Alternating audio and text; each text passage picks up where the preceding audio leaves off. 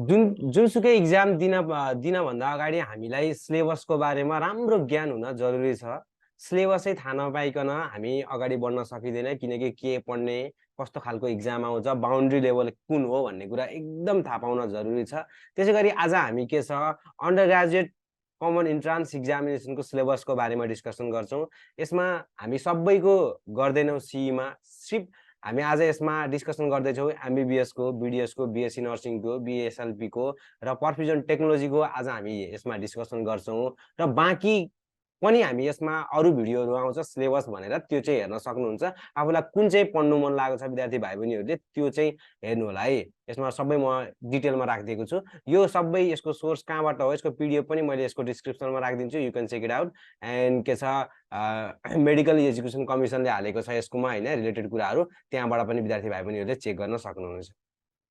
ल हेरौँ, सीईमा हाम्रो कतिवटा हुन्छ भन्दाखेरि सीईमा हाम्रो 4वटा चाहिँ स्ट्रिम छ है, जसमध्ये के छ MBBS, BDS, BSc nursing, BSLP, perfusion technology, यिनीहरूको एउटै सिलेबस छ। त्यसपछि अर्को निर हाम्रो आउँछ बाम्स हैन, BSc MLT, BSc फेरि MIT, and BPT, B pharmacy and B अप्टोमेट्री, यिनीहरूको फेरि छुट्टै अर्को सिलेबस छ।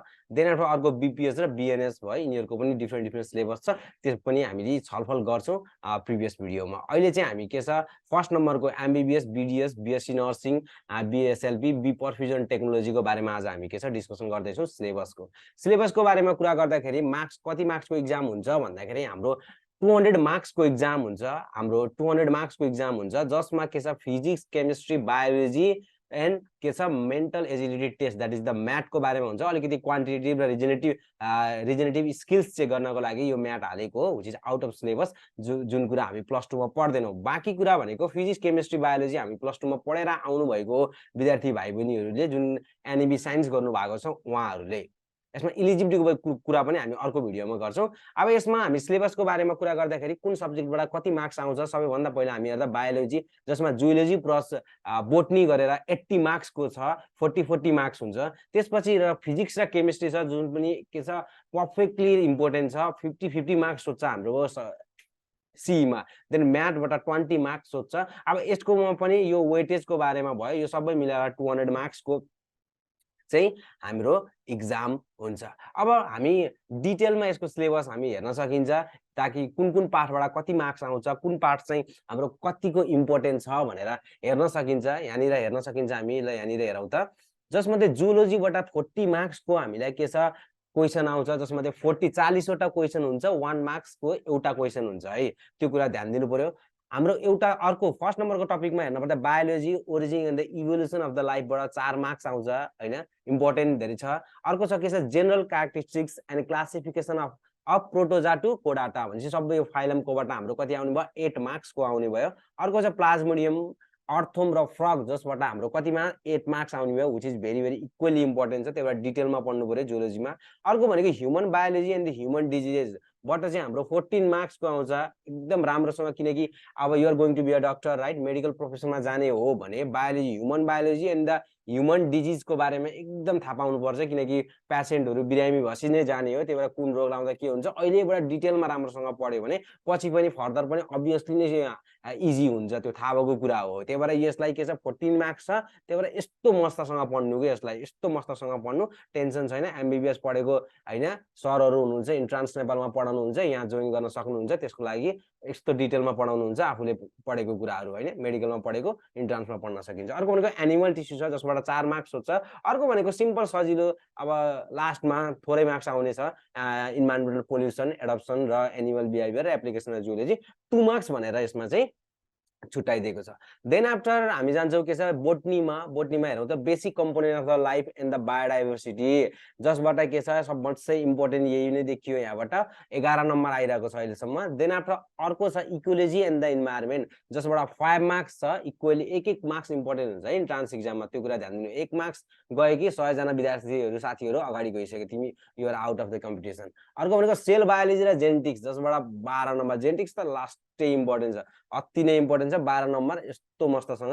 अर्को भनेको के छ एनाटोमी एन्ड द फिजियोलोजी, जसबाट 7 मार्क्सको क्वेसन सोध्छ। अर्को developmental and the applied botany, जसबाट के छ 5 नम्बरको क्वेसन सोध्छ। यसबाट यो के छ एउटा बाउन्ड्री हो कि तलमाथि त हुन सक्छ, है एक्ज्याक्ट हुँदैन। त्यही भएर त्यो कतिपय कुराहरू आउँछ यामिसीले कहिले पनि सिलेबस फलो गर्दैन र किन गरोस् त नि अलिकति तलमाथि त 18 मार्क्स भनेको छ हाम्रो जेनरल एन्ड फिजिकल केमिस्ट्रीबाट अब 17 मार्क्स आउला 20 मार्क्स आउला पढ्न त पर्यो नि त मस्तसँग। अब यो केमिस्ट्रीको चाहिँ मलाई एकदम चित्त नबुझेको यसमा चाहिँ किनकि डिप इनफमा यसमा भनेको छैन डाइरेक्टली भनिदिएको छ हुन नि हो 3 भागमा केमिस्ट्री डिभिजन गरिन्छ हामी फिजिकल र अर्गानिक र इनअर्गानिक त्यसको बारेमा भनिदिएको छ। अब हेर यो सबै इक्वली इम्पोर्टेन्ट छ के छ इनअर्गानिक सबैले घोक्ने नै हो ठीक छ बुझेर घोक्ने इनअर्गानिक भयो। अर्को जेनरल र फिजिकल केमिस्ट्री जान्नै पर्यो 18 नम्बरको लास्टै इम्पोर्टेन्ट छ र अर्गानिकको बारेमा कुरा गर्दा त अर्गानिक त अब के भन्ने सब हरेक इम्पोर्टेन्ट छ कि केमिस्ट्रीको। त्यही भएर केमिस्ट्री लास्टै मिलाउनु पर्छ थोरै छ थोरै हैन केमिस्ट्री धेरै छ तर जुन डिभिजन छ नि यसको सिलेबस सानोदेखि 3 भागमा मात्रै डिभिजन गरेको छ 18 18 र 14 त टोटल यसको वेटेज त अघि मैले हामी डिस्कस गरिसक्यौँ 50 नम्बरको यसको वेटेज रहेको छ। देन आफ्टर अब हेरौँ त हाम्रो फिजिक्सको बारेमा कुरा गर्दाखेरि धेरै च्याप्टर छ फिजिक्समा टोटल 11 र 12 गरेर हाम्रो 48 वटा च्याप्टर छ 48 देखि 50 वटा पुग्छ अझ त्यतिवटा च्याप्टरबाट हरेकबाट क्वेशन सोध्न सक्छ हरेक इम्पोर्टेन्ट छ। त्यही भएर यसमा कुन इम्पोर्टेन्ट कुन नन इम्पोर्टेन्ट भन्नै सकिदैन। यहाँ मेकानिक्स मात्रै भनेको छ मेकानिक्समा कति छ हेरौ त ल 11 को सबै मेकानिक्स त्यहाँबाट 10 नम्बरको क्वेशन सोध्छ त्यति धेरै पाठबाट एउटा पाठ एउटा लेसनबाट 1 मार्क्स पनि पुग्दैन के त्यति धेरै पाठहरू छ मस्तसँग पढ्यो भने त टेन्सन लिनु पर्दैन यसमा गर्न सकिन्छ। ल मेकानिक्स भयो मेकानिक्समा 10 मै 10 ल्याउनु पर्छ भन्ने छैन 10 मार्क्स आउने हो। अर्को हिट एन्ड थर्मोडाइनामिक्सबाट यो हेर यसबाट एकदम राम्रोसँग पढ्यो भने 6 मा 6 ल्याउन सकिन्छ सजिलो पार्ट छ hit and thermodynamics easy person सोध्छ यसबाट। अर्को हेर त ज्योमेट्रिक अप्टिक्स र फिजिकल अप्टिक्स ज्योमेट्रिक अप्टिक्स त्यो रे अप्टिक्स त्यो पुरै 11 को अनि त फिजिकल अप्टिक्स चाहिँ सोध्ने भयो जुन फिजिकल अप्टिक्स भनेको हामी 12 मा गएर पढ्छौँ इन्टरफेरेन्स पोलराइजेसनहरु जसबाट 6 मार्क्स सोध्छ ठीक छ। अर्को भनेको current electricity and magnetism current electricity र म्याग्नेटिजमबाट 9 मार्क्स। देन आफ्टर अर्को छ साउन्ड वेभ इलेक्ट्रोस्ट्याटिक्स र क्यापासिटर हेरौ त इलेक्ट्रोस्ट्याटिक्स क्यापासिटर 11 को भयो या जुनमा भने 11 12 अहिले त सिलेबस चेन्ज भएर जहाँ पनि गयो होला 12 मा राखिदियो होला नो प्रब्लम हैन इलेक्ट्रोस्ट्याटिक्स र क्यापासिटरबाट र साउन्ड वेभ यतापट्टिको त्यसबाट 6 नम्बर यसबाट आउन सक्छ इजी छ यो। अर्को सबसे मलाई पर्सनली पनि मलाई इजी लाग्ने हैन विद्यार्थीहरुलाई पनि इजी लाग्ने भनेको मोडर्न फिजिक्स र यो न्युक्लियर फिजिक्स हो यसबाट 6 नम्बर त सबैको खोल्टीमा जान्छ है यस्तो इजी छ यसलाई राम्रोसँग पढ्नु पर्यो। देन अर्को छ सोलिड एन्ड सेमिकन्डक्टर यसको 4 नम्बर पनि कहीं जाँदैन यो इलेक्ट्रोनिक्सबाट सेमिकन्डक्टर र सोलिडको बारेमा हो यो 4 नम्बर आउँछ यसबाट। अर्को भनेको particle physics source of energy र युनिभर्सको बारेमा सोध्छ यसबाट चाहिँ 3 मार्क्सको क्वेशन सोध्छ फिजिक्सको यो भयो।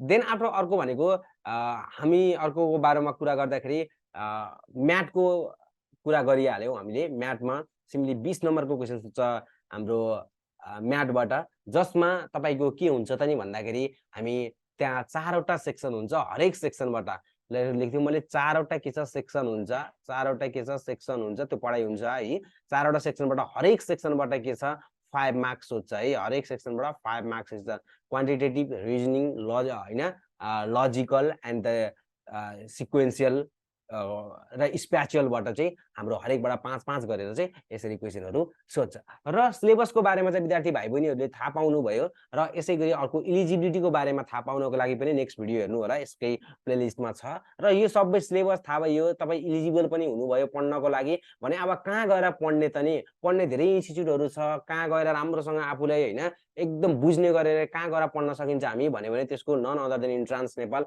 तपाई घरमै बसी मस्त एकदम 3D बाट पढ्न सकिन्छ मस्त पिक्चरहरु राखेर हैन अब 2 डाइमेन्सनल बोर्डमा पढ्यो भने पिक्चर बनाउनु पर्ने हुन्छ सरहरुले वहाँ त्यहाँ त्यति इन्टरेक्टिभ हुँदैन तर के छ मेडिकलको टक्क लाएर हट परिरहेछ भने आफ्नै मुटु निकालेर पढे जस्तो के स्क्रिनमा त्यस्तो तरिकाले 3 डाइमेन्सनल फिगरहरु राखेर हेर्यो भने इच एन्ड एभ्री भेनहरु त्यहाँबाट देख्न यस्तो इन्टरेक्टिभ हुन्छ यति मजा आउँछ है पढाउन पनि हाम्रो के छ MBBS गर्नुभएको सरहरुले पढाउनुहुन्छ एकदम अमेजिङ पढाउनुहुन्छ त्यसको लागि इन्ट्रान्स नेपाल जोइन गर्न सक्नुहुन्छ विद्यार्थी भाइ बहिनीहरुले र अरु बाँकी पनि सिलेबसहरु हेर्नको लागि के छ प्लेलिस्टमा गएर हेर्न सक्नुहुनेछ।